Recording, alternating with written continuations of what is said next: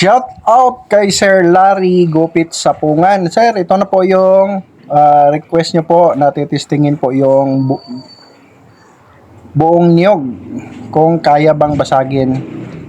So ito na po, titistingin natin dito sa makina ni Sir Dennis ng Kawit, Cavite. So ito na po, saglit lang po, basag po kagad po yung niyog.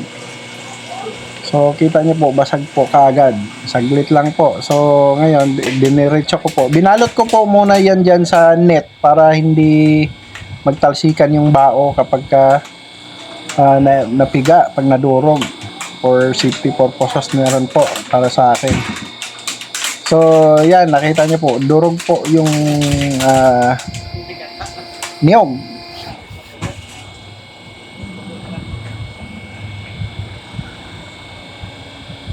So, kaya po niya pong biyakin po yung buong niyog po. So, ito po yung kakatapos lang pong gawa namin para kay Sir Dennis ng Cavite. Kulay pula naman po yung kanyang request. So, ito po ay medium size electric hydraulic. Ayan po, pitpit na pitpit po yung niyog.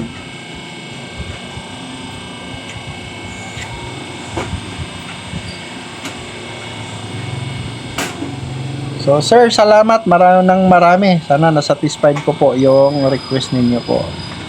At makita po ninyo na nadurog po yung niyog.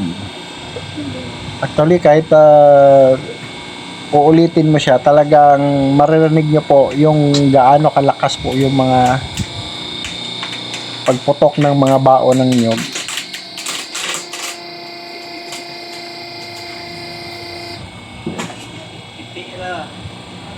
So, yun po guys, comment po kayo para sa susunod na video kung ano naman yung sunod nating iipitin at pipigain dyan na gusto ninyong testingin.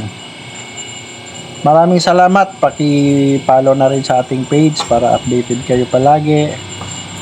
At maraming salamat po sa inyong panonood sa ating mga video.